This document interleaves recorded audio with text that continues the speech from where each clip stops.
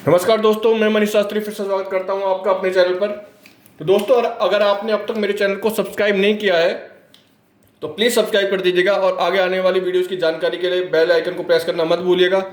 तो दोस्तों, बहुत ही इंपॉर्टेंट टॉपिक लेकर आए हैं। आज हम जानेंगे कालसर्प दोष या फिर योग क्या है और कैसे इसके हमें परिणाम मिलते हैं। आज इनके बारे में हम डिटेल में जानेंगे। दोस्तों, कालसर्प दोष क्या होता है कि इसमें अगर आपकी कुंडली में ये दोष है तो इससे आपके काम नहीं बनेंगे। अगर आप जॉब करेंगे उसमें आपको प्रॉब्लम आएगी, आपका मन नहीं लगेगा, आप उसको छोड़ देंगे, कोई ऐसे रीजन हो जाएंगे जिसकी वजह से आपको जॉब छोड़नी पड़ जाएगी, व्यवसाय में नुकसान होगा, पार्टनरशिप में धोखा होगा, शादी में परेशानी होगी, बच्चे होने में परेशानी होगी, आप जीवन में कभी भौतिक सुख सुविधा का आनंद नहीं ले पाएंगे, घर वालों से लड़ाई। तो ये सब दोष बनते हैं कालसर्प दोष से। ठीक है, आज हम इसके दोष जानेंगे और इनका उपाय निवारण क्या है वो भी हम आपको आज डिटेल में बताएंगे। ठीक है, तो दोस्तों जानते हैं कि 12 तरीके के कालसर्प दोष होते हैं।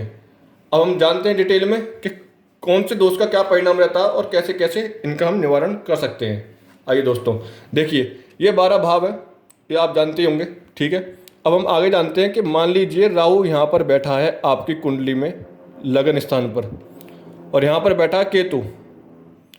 ये हमेशा आमने सामने ही रहते हैं, राहु और केतु। ठीक है दोस्तों, अगर राहु यहाँ बैठा है, केतु यहाँ पर बैठा है, तो देखिए किस तरीके के आपको परेशानी होगी। सबसे पहले तो आपकी पर्सनैलिटी ऐसी हो जाएगी कि आप बहुत ही नेगेटिव हो जाएंगे, बहुत ही ज़्यादा गुस्से वाले होंगे, बिना बात चिल्लाना, बिना बात लड़ाई करना, इस तरीके का व्यवहार हो जाएगा। पढ़ाई में रुचि नहीं रहेगी, गलत संगत आपको अच्छी लगेगी और आपका आध्यात्म से मतलब पूजा पाठ से ध्यान हट जाएगा।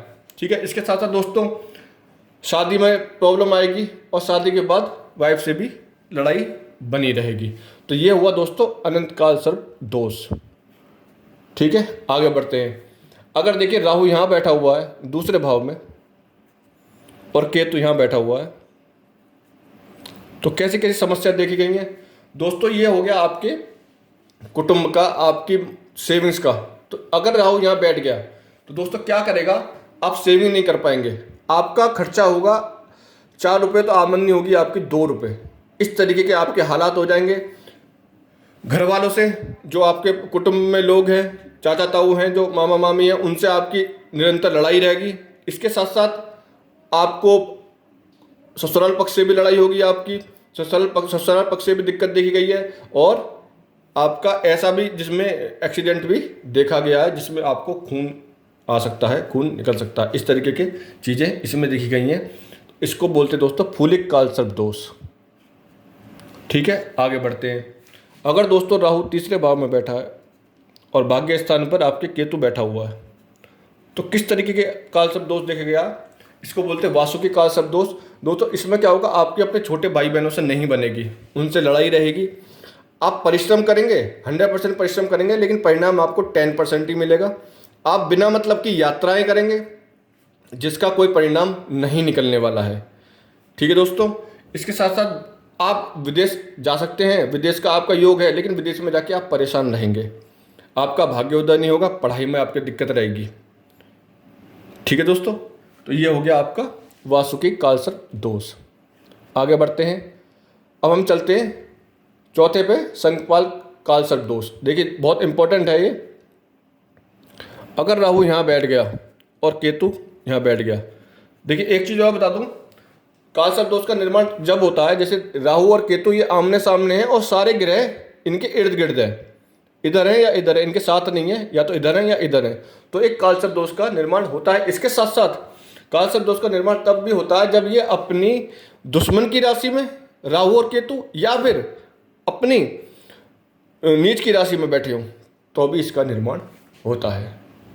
ठीक है दोस्तों, तो ये ध्यान रखिएगा, दुश्मन की राशि में या फिर और नीच की राशि में। ठीक है, अब राहु चौथे संकपाल कालसर्प दोष के बारे में जानते हैं। राहु अगर यहाँ बैठा, केतु यहाँ बैठा हुआ है, तो दोस्तों ये बहुत बड़ा कालसर्प दोष है।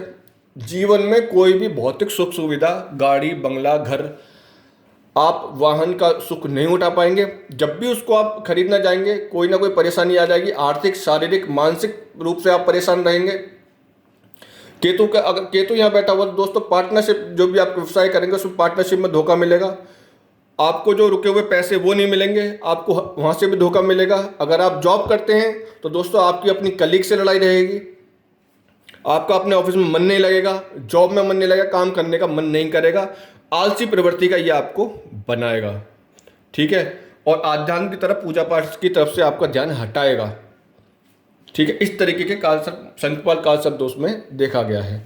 ठीक है दोस्तों, आगे बढ़ते हैं।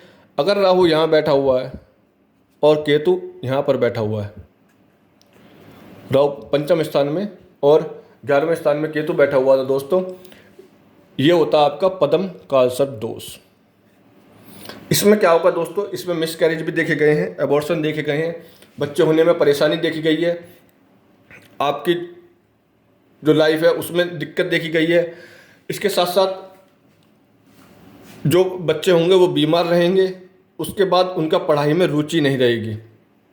ठीक है दोस्तों, और केतु से, अगर केतु यहाँ बैठा हुआ तो दोस्तों आपकी आमदनी में दिक्कत, बड़े भाई से लड़ाई, बड़े भाई से नहीं बनेगी, कुटुंब में विवाद चलता रहेगा और पैसे आप नहीं बचा पाएंगे। पैसे की जो आपकी आमदनी होगी वो धीरे धीरे होके कम होती चली जाएगी। इस तरीके के दोस्त यहाँ पर देखे गए हैं। ठीक है दोस्तों, तो ये हो गया महापद्म, ये हो गया पद्म काल सर्प दोष। अब चलते हैं महापद्म काल सर्प दोष पे। अगर राहु यहाँ बैठा हुआ है और केतु यहाँ बैठा हुआ है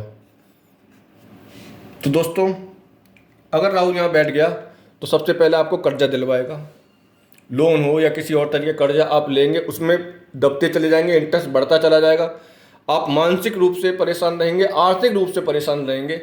इसके साथ साथ कोर्ट कचहरी में आपको चक्कर लगाने पड़ेंगे, कुटुंब से जो भी आपको बंगला, गाड़ी या जो भी आपको संपत्ति मिलनी हो वो आपको नहीं मिलेगी, वहाँ पे लड़ाई होगी। इसके साथ साथ विदेश अस्पताल के खर्चे रहेंगे, बीमारी होने के कारण ऐसी बीमारी हो जाएगी कि एक बीमारी खत्म दूसरी बीमारी शुरू, उसके कारण अस्पताल में खर्चे आप देते रहेंगे, आपका बिना मतलब का पैसा खर्च होता रहेगा।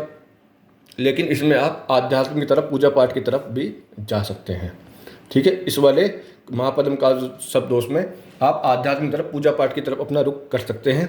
ठीक है, केतु की वजह से। ठीक है दोस्तों, तो आगे बढ़ते हैं। अब देखिए राहु यहाँ बैठा हुआ है, अब केतु को हटा दीजिए यहाँ से, अब राहु यहाँ बैठा हुआ है और केतु यहाँ बैठा हुआ है, तो दोस्तों ये हुआ तक्षम काल सर्प दोष। राहु आपके विवाह स्थान पे और केतु आपके लगन में। तो दोस्तों इसमें क्या करता है, वो आपका केतु आपको आध्यात्मिक तरफ तो ले जाता है, लेकिन आपको बहुत ज़्यादा मतलब चिड़चिड़ा बना देगा, आपको हर चीज़ में आपको गुस्सा आना, इस तरीके होगा, गलत संगत, इस तरह की चीज़ें देखिए। साथ के साथ आपकी विवाह बहुत ही डिले होगा, बहुत लेट होगा। विवाह के बाद आप अपनी पत्नी से दूसरा विवाह का भी इसमें योग बनता है, अगर राहु बहुत अपनी नीच की राशि में बैठा है। इसके बाद आप इतने ज़्यादा गुस्से हो जाएंगे कि जिसकी वजह से आपका अपनी पत्नी से विवाद रहेगा। इसके साथ साथ आपका ससुराल पक्ष से इसमें बहुत लड़ाई रहेगी और ये आपको बहुत ही ज़्यादा परेशान कर देगा, आर्थिक, मानसिक और शारीरिक। अगर राहु यहाँ बैठा है, आपकी शादीशुदा जिंदगी में आपको परेशानी का सामना करना पड़ेगा। आगे बढ़ते हैं दोस्तों, तो ये हो गया तक्षम काल सर्प दोष। अब राहु यहाँ पर बैठा हुआ है और केतु यहाँ बैठा हुआ है यहाँ पर। ठीक है, तो दोस्तों अगर राहु यहाँ बैठा तो सबसे पहले आपका भारी भरकम एक्सीडेंट, खतरनाक एक्सीडेंट होगा।